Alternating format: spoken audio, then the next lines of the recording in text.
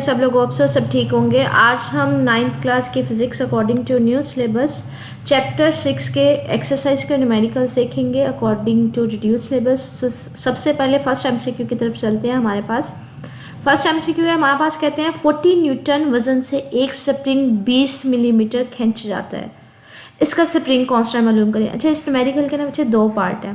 पहले वो यहाँ से यहाँ तक आपसे पूछ रहे हैं, कहते हैं एक स्प्रिंग है, उसके ऊपर फोर्स लगाई जा रही है और जितनी फोर्स लगाई जा रही है 40 न्यूटन, उसमें कितना खिंचाव आता है 20 मिलीमीटर। ठीक है, बाद में वो पूछते हैं अगर जिस्म इसी स्प्रिंग में 16 मिलीमीटर खिंचाव पैदा करे तो इस जिस्म का वजन मालूम करें। तो इसको दो हिस्सों में हम देखेंगे।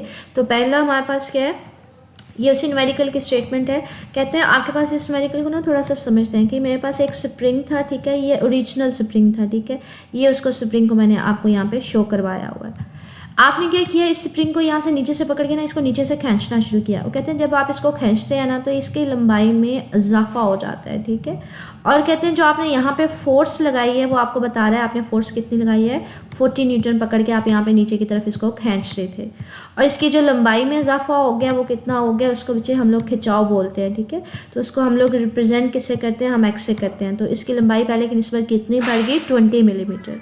अब मिली की वैल्यू क्या होती है, 10⁻³ होती है। 20 उसी तरह से रहने दें, 10⁻³ इसकी जगह यहाँ पे पुट कर दें। -3 का मतलब है इसको 1000 से डिवाइड कर देना। फोर्स आपके पास गिवन है वो 40 न्यूटन है। अब फोर्स भी गिवन है आपके पास, यहाँ पे इसकी क्या लंबाई जो खिंचाव पैदा हुआ वो भी पता है आपको। तो हम लोगों ने ना हुक्स लॉ पढ़ा है, F kx। आपने स्प्रिंग कांस्टेंट मालूम करना है, के इधर रहने दें, x यहाँ पे मल्टीप्लाई हो रहा है, वहाँ पे जाके डिवाइड हो जाएगा। तो यहाँ पे डिवाइड हो जाएगा, वैल्यूज डाल दें, 40 को 0.02 से डिवाइड करेंगे तो ये आपके पास आंसर आ जाएगा 2000। या इसको इस तरह से भी लिख सकते हैं 2 × 10⁻³ अब फोर्स का यूनिट क्या होता है बच्चे, न्यूटन, और डिस्टेंस का क्या होता है, मीटर। तो ये न्यूटन पर मीटर आ जाएगा। अब इसका सेकेंड पार्ट है, कहते हैं अब हमारे पास जो है ना हमें ये, मैंने इसको पकड़ के खींचना शुरू किया है नीचे से, ठीक है, यहाँ भी ये स्प्रिंग था, मैंने इसको पकड़ के नीचे खींचना शुरू किया। अब कहते हैं जो इसमें हमारे पास x प्रोड्यूस हुआ है ना, स्प्रिंग वही है, ठीक है। अब x की वैल्यू जो है वो मेरे पास 16 मिलीमीटर है। आपने क्या मालूम करके देनी है, अब आपको फोर्स का नहीं पता, वो आपने मालूम करके देनी है। तो ये देखें, अब आपने लंबाई में इजाफा कितना हुआ है, 16 मिलीमीटर। वही मिली की वैल्यू जो 10⁻³ होती है, मतलब इसको 1000 से डिवाइड कर देंगे तो 0.016 आ गई। स्प्रिंग चेंज नहीं है, स्प्रिंग चेंज नहीं है तो स्प्रिंग कांस्टेंट की वैल्यू यही आपने इस्तेमाल करनी है जो ऑलरेडी ऊपर आपके पास निकल आई है, ठीक है। तो ये भी वैल्यू यूज़ करेंगे। अगेन अप्लाई वही करेंगे, हुक्स लॉ ही अप्लाई करेंगे। तो स्प्रिंग कांस्टेंट की वैल्यू हमने डाल दी, x2 की वैल्यू डाल दी, तो आपके पास फोर्स 32 न्यूटन आ जाएगा। नेक्स्ट न्यूमेरिकल देखते हैं बच्चे, हमारे पास है, कहते हैं 5 लीटर दूध का मास 4.5 kg है। मतलब आपके पास मास गिवन है और लीटर बच्चे वॉल्यूम होता है, ठीक है। वॉल्यूम आपके पास दूध का कितना गिवन है, 5 लीटर। कहते हैं डेंसिटी मालूम करनी है, लेकिन मालूम किस में करनी है, स्टैंडर्ड यूनिट्स में करनी है। तो इसको देखते हैं हमारे पास न्यूमेरिकल को। सेकेंड न्यूमेरिकल है बच्चे, आपके पास वॉल्यूम गिवन है 5 लीटर, लेकिन स्टैंडर्ड यूनिट है। तो बच्चे लीटर वॉल्यूम के लिए स्टैंडर्ड यूनिट जो होता है वो लीटर नहीं होता, वो मीटर क्यूब होता है। तो इसको मीटर क्यूब में तब्दील करवाने की ज़रूरत है। 1 लीटर जो होता है ना वो 10⁻³ मीटर क्यूब के इक्वल होता है। तो आप क्या करेंगे, लीटर की जगह ना उसकी वैल्यू डाल देंगे मीटर क्यूब में। तो 1 लीटर की जगह आप क्या लिखेंगे, 10⁻³ मीटर क्यूब आ जाएगा, ठीक है। तो 5 × 10⁻³ मीटर क्यूब। मैथ्स आपके पास गिवन है बच्चे, वो कितना आपके पास 4.5 kg है। यहाँ पे ना इसको वॉल्यूम को डिवाइड भी कर सकते हैं, -3 का मतलब है इसको 1000 से डिवाइड करना है, ठीक है। मैथ्स आपके पास 4.5 kg है। डेंसिटी आपने मालूम करनी है, डेंसिटी का फार्मूला होता है मास over volume divided by volume. Maths की वैल्यू डाल दें बच्चे 4.5, वॉल्यूम की वैल्यू डाल दें 5 × 10⁻³। अब 4.5 को 5 से डिवाइड कर देंगे, माइनस में बच्चे ये ऊपर जाके प्लस में हो जाएगा, तो ये 0.9 × 10⁻³ मैथ्स का यूनिट क्या था, किलोग्राम, और वॉल्यूम का क्या था, मीटर क्यूब। ये डिवाइड है ना तो ऊपर जाके माइनस में हो जाएगा, तो किलोग्राम पर मीटर क्यूब आ जाएगा, ठीक है। ये सेकंड न्यूमेरिकल है बच्चे। रिड्यूस सिलेबस में ना आपके पास थर्ड वाला न्यूमेरिकल जो है वो क्रॉस हुआ है, तो वो नहीं करना। 4 वाले न्यूमेरिकल पे आ जाए। एक ब्लॉक की डेंसिटी जो है वो हमारे पास कितनी है, 8 × 10⁻³ किलोग्राम पर मीटर क्यूब है। और हुजम का मतलब है वॉल्यूम आपके पास कितना गिवन है, 60 सेंटीमीटर क्यूब। मैथ्स मालूम करना, तो जो यहाँ पे हमने फार्मूला इस्तेमाल किया था ना सेकंड में, वही यहाँ पे इस्तेमाल होगा। सिर्फ और सिर्फ चीज़ हमने कोई और मालूम करनी है, मैथ्स मालूम करना है। तो वैल्यूज उसमें पुट ऑन करते हैं फार्मूले में। आपके पास डेंसिटी गिवन है 8 मल्टीप्लाई 10⁻3, ये स्टैंडर्ड यूनिट में ही गिवन है, किलोग्राम पर मीटर क्यूब। वॉल्यूम आपके पास गिवन है 60 सेंटीमीटर क्यूब। बच्चे अब ये क्यूब जो है ना, ये सेंटी की भी पावर है। एक सेंटी की वैल्यू होती है 10⁻², लेकिन पावर क्या है उसकी 3 है, तो ये -6 हो जाएगी। ठीक है, तो 60 मल्टीप्लाई 10⁻⁻6, ठीक है। तो वॉल्यूम आ गया। मैथ आपने मालूम करना है। मैथ डेंसिटी का फार्मूला क्या होता है, math per unit volume. Math आपने मालूम करना है, इसको इधर रहने दे, वॉल्यूम उधर जाके मल्टीप्लाई हो जाएगा। अच्छा, इसको ना सिंबल्स के फॉर्म में भी लिख दिया हुआ है मैं यहाँ पे। मैंने डेंसिटी को रो से लिखते हैं, मैथ को एम से लिखते हैं, वॉल्यूम को वी से लिखते हैं। वॉल्यूम इधर चला जाएगा तो मैथ लैदा हो जाएगा। मैथ मालूम करना है, डेंसिटी की वैल्यू डाल दे, वॉल्यूम की वैल्यू डाल दे। डेंसिटी की वैल्यू हमारे पास क्या थी 8 मल्टीप्लाई 10⁻3, वॉल्यूम की क्या थी 60 मल्टीप्लाई 10⁻�6। तो ये -6 है, ये +3 है। 6 में से 3 माइनस करेंगे तो हमारे पास क्या आ जाएगा -3 आ जाएगा, और 8 को 60 से वैसे मल्टीप्लाई कर देंगे। -3 का मतलब है इसको 1000 से डिवाइड कर देना, तो मैथ्स की वैल्यू आ जाएगी। ठीक है, ये आपके पास न्यूमेरिकल आ गया 6.4। 6.5 पे आते हैं। कहते हैं एक ईंट की पैमाइश ना 3 साइडें उसकी बताई हैं। 5 सेंटीमीटर है, 10 सेंटीमीटर है, 20 सेंटीमीटर है, मतलब 3 साइड्स बताई हैं। कहते हैं अगर उसका मास 5 kg है तो आपने बताना है ज़्यादा से ज़्यादा कितना प्रेशर हो सकता है और कम से कम कितना प्रेशर हो सकता है। तो इस न्यूमेरिकल को सॉल्व करते हैं। ये हमारे पास कह लें कि आपके पास ना मास का फार्मूला गिवन है, वैल्यू गिवन है 5 kg। प्रेशर जो होता है ना बच्चे, बेसिकली प्रेशर हमारे पास किसके इक्वल होता है, प्रेशर हमने फाइंड आउट करना है ना बेसिकली, मैक्सिमम कितना मिनिमम कितना है।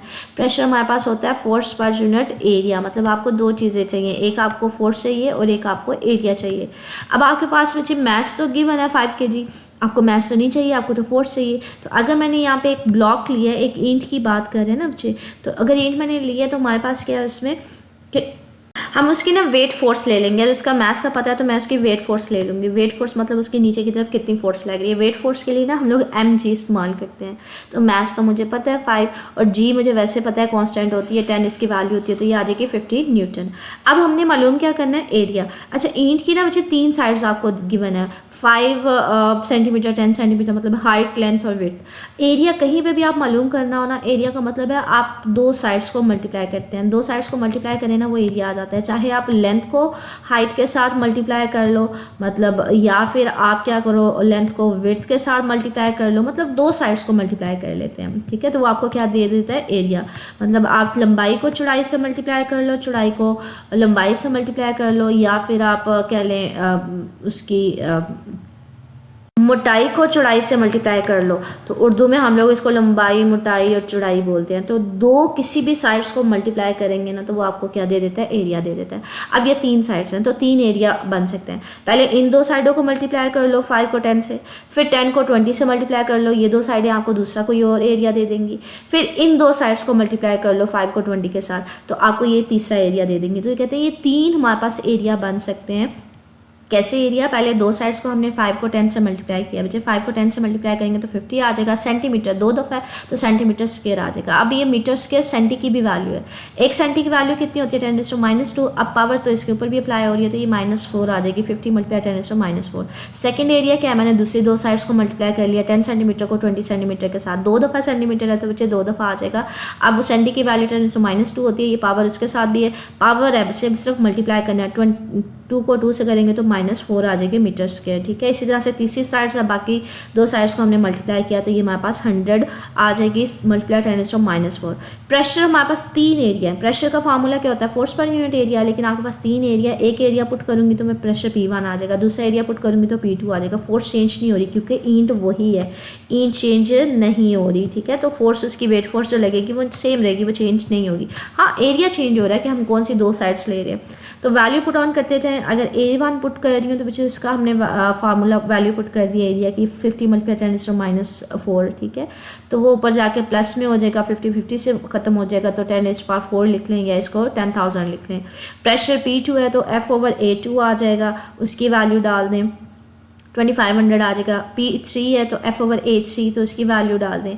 ये -4 है, ऊपर जाके प्लस हो जाएगा तो 50 को 100 से डिवाइड करेंगे तो ओवरऑल जो भी वैल्यू आएगी मतलब उसको 10⁴ से मल्टीप्लाई कर देंगे तो 50 आ जाएगा, ठीक है। तो ये हमारे पास मैक्सिमम प्रेशर कितना आएगा 10,000 और मिनिमम कितना आएगा 2500। तो ये हमने अभी तक जितने प्रेशर इसमें फाइंड आउट किए थे P1 P2 P3 इन सब की वैल्यूज़ को देखा। हाईएस्ट मेरे पास 10,000 आ रही थी और ये दरमियान में जो मिनिमम आ रही थी वो 2500 आ रही थी, 5000 दरमियान में है। तो मैक्सिमम 10,000 मिनिमम 2500, ठीक है। तो ये न्यूमेरिकल है हमारे पास 6.5 6.6 पे आ जाए। कहते हैं बैरोमीटर में सतह समुद्र के प्रेशर व पानी के कॉलम की ऊंचाई कितनी होगी अगर मरकरी के बजाय। अच्छा, बैरोमीटर एक आला होता है, एक कह लें डिवाइस होता है जिसके जरिए ना आप प्रेशर मालूम करते हैं। कहते हैं उसमें ना हम आमूमी तौर पर मरकरी इस्तेमाल करते हैं। मरकरी एक लिक्विड ही होता है, ठीक है, माया ही होती है। कहते हैं अगर आप मरकरी इस्तेमाल ना करो उसकी जगह पानी इस्तेमाल करो तो कितनी हाइट उसकी आएगी, ठीक है। तो पानी की जो डेंसिटी होती है ना वो 1000 होती है और जो मरकरी की होती है वो 13.6 × 10⁻³ होती है। तो ये पहले तो वैल्यूज हम डाटा लिख लेते हैं कि आपके पास मरकरी के लिए जो हमारे पास बुलंदी होती है ना जो स्टैंडर्ड होती है, ठीक है, जो आपने एटमॉस्फेरिक हवा का जो प्रेशर मालूम करना होता है ना मरकरी के लिए, जो उसकी वैल्यू आ रही होती है ना वो 76 सेंटीमीटर होती है। सेंटी की वैल्यू 10⁻² होती है 0.76। ये हमारी हवा का प्रेशर का होता है। अगर हम मरकरी इस्तेमाल करते हैं तब हमें ये हाइट मिल रही होती है, ठीक है। तो मरकरी की डेंसिटी आपके पास मौजूद है, ये कॉन्स्टेंट फिगर होता है इसलिए यहाँ पे इसको लिख लिया गया है। डेंसिटी मरकरी की आपके पास गिवन है, वो आपके पास मरकरी की डेंसिटी भी गिवन है और पानी की भी गिवन है। तो मरकरी की डेंसिटी भी लिख ली और पानी की भी डेंसिटी लिख ली। हम लोग फाइंड क्या करना चाह रहे हैं, हम पानी की बुलंदी मालूम करना चाह रहे हैं, ठीक है। तो कहते हैं अगर एटमॉस्फेरिक प्रेशर मालूम करना चाहे आप मरकरी इस्तेमाल करो चाहे आप उसको पानी को इस्तेमाल करो तो दोनों के लिए मैं सेम लिखूंगी P1 = P2, मतलब जितना मरकरी का होगा उतना ही प्रेशर आपको पानी मालूम करके देगा। तो ρ1 ρ2 ये हमारे पास उसकी वैल्यू डाल दें। अच्छा, यहाँ पे ना एक चीज़ याद रखिएगा, जहाँ पे पानी के लिए मैंने 2 का सिंबल इस्तेमाल किया और मरकरी के लिए 1 का इस्तेमाल किया, ठीक है। तो जहाँ पे आपने मालूम क्या करना था, पानी की हाइट मालूम करनी थी, जी दोनों में सेम है ग्रेविटी, तो ये खत्म हो जाएगी। H2 इधर रहने दें, यहाँ पे ρ2 मल्टीप्लाई और इधर जाकर डिवाइड हो जाएगा, वैल्यू डाल देनी चाहिए। ये आपके पास मरकरी की डेंसिटी है, ये मरकरी का हाई बुलंदी है जब आप एटमॉस्फेरिक स्टैंडर्ड प्रेशर आपने मालूम करना होता है एटमॉस्फेयर का, फ़ज़ा का, ठीक है। और ये पानी की डेंसिटी है। तो इस वैल्यू को सॉल्व करेंगे तो ये 10.3 आ जाएगी मीटर, ठीक है। तो यहाँ पे सिर्फ एक बात आपने रखनी है कि प्रेशर दोनों का सेम हमने लिया है, क्यों, क्योंकि हम लोगों ने एटमॉस्फेरिक प्रेशर मालूम करना है दोनों के लिए। तो ये फार्मूला हमने पढ़ा हुआ, प्रेशर = ρgh, तो इसकी वैल्यू सिर्फ हमने सिंप्लीफाई करके उसको सॉल्व कर लिया, ठीक है। नेक्स्ट न्यूमेरिकल पे चलते हैं, हमारे पास 6.7 के ऊपर कहते हैं उस चीज़ को देखते हैं। 6.7 है, कहते हैं फ़र्ज़ करें एक कार के हाइड्रोलिक ब्रेक सिस्टम में आपके पास उसका रकबा एरिया कितना 5 सेंटीमीटर स्क्वायर और फोर्स कितनी लग रही है 500 न्यूटन।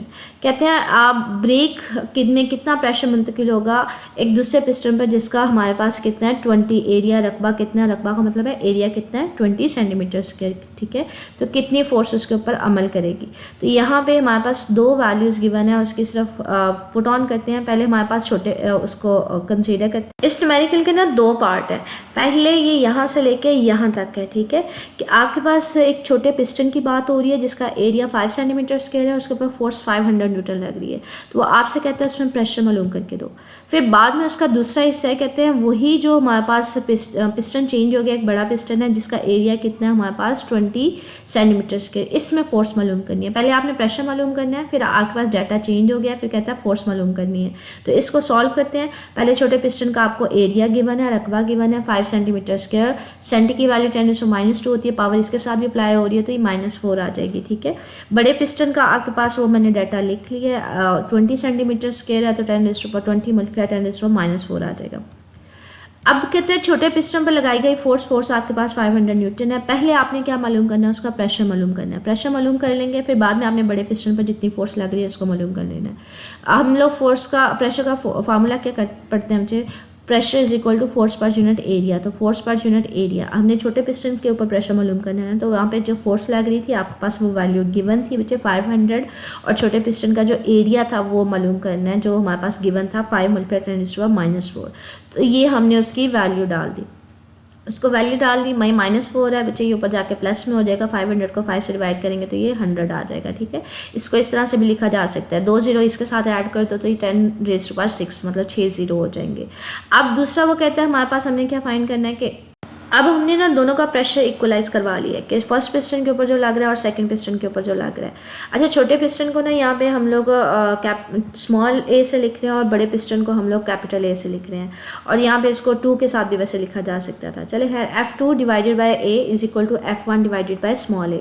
आपने क्या फाइंड आउट करना है, अब आपने मालूम करना है जो बड़े पिस्टन के ऊपर फोर्स लग रही थी F2 मालूम करनी है। ठीक है, हम लोग यहाँ पे एक कंडीशन लगा रहे हैं कि जो प्रेशर है हमारे पास P1 should be equal to P2। तो हम लोगों ने यहाँ पे बेसिकली कंडीशन लगाई है कि जितना प्रेशर हमारे पास छोटे पिस्टन पे लगेगा उतना ही बड़े पिस्टन पे लगेगा। प्रेशर का फार्मूला क्या होता है, फोर्स पर यूनिट एरिया। तो यहाँ पे दोनों की वैल्यू पुट कर दें। F2 हमने मालूम करनी है, जो इसका एरिया होगा इधर जाकर मल्टीप्लाई हो जाएगा। वैल्यूज डाल दें, आपके पास F1 की वैल्यू गिवन है, स्मॉल पिस्टन की वैल्यू गिवन है और बड़े पिस्टन के एरिया की वैल्यू गिवन है। इस सब को सिंप्लीफाई करेंगे, -4 से क्रॉस हो जाएगा। 500 को 20 से मल्टीप्लाई करके 5 से डिवाइड कर देंगे, 2000 न्यूटन आ जाएगा। ठीक है, ये न्यूमेरिकल है हमारे पास। अगला न्यूमेरिकल देखते हैं 6.8 बचे। ये 6.8 आपके पास क्रॉस हुआ है, उसको हम नहीं करेंगे। नेक्स्ट न्यूमेरिकल देखते हैं 6.9। हमारे पास ये बिल्कुल ऊपर वाला ही है, जैसे 6.7 हमने किया था। एक हाइड्रोलिक प्रेस के छोटे और बड़े पिस्टन के अर्जी रकबे। आपके पास छोटे का बचे एरिया गिवन है, ठीक है, और बड़े का एरिया गिवन है।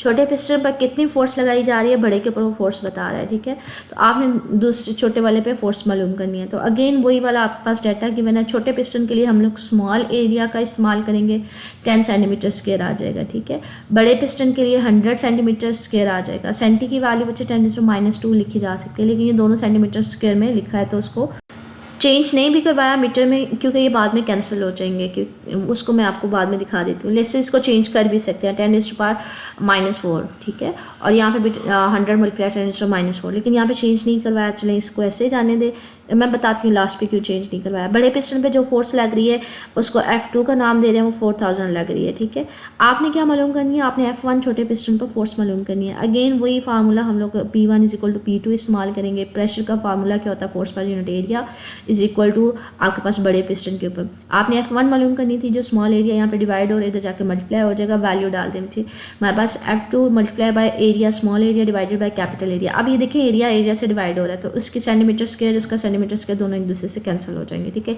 इसलिए उसको मीटर में कन्वर्ट नहीं करवाया हुआ। बाकी वैल्यूज़ उसकी डाल दी हैं। हमारे पास ये 2 0 इसके साथ चलेंगे, 40 को 10 से मल्टीप्लाई करेंगे तो ये 400 आ जाएगा। ठीक है, तो ये आपके पास न्यूमेरिकल से आप यहाँ पे इसको कन्वर्ट करवा के भी उसकी वैल्यूज़ डाल सकते हैं, या डायरेक्टली उसने वैसे ही डाल दिए कि हमारे पास एट द एंड तो हमने दोनों के यूनिट्स कैंसिल हो ही जाने हैं, ऊपर भी एरिया नीचे भी एरिया, तो वो इसलिए इसको नहीं ऐड किया हुआ। ठीक है, अगले न्यूमेरिकल जो है बच्चे 6.10 ये भी क्रॉस हुआ है, 6.11 ये भी क्रॉस हुआ है, 6.12 भी क्रॉस हुआ है। तो इस चैप्टर के मैंने आपको न्यूमेरिकल करवा दिए हैं। स्टिल बच्चे कुछ पूछना हुआ, इसमें कोई चीज़ मिसिंग हुई तो मेरे से कमेंट सेक्शन में पूछ लीजिएगा। ओके, अल्लाह हाफिज़।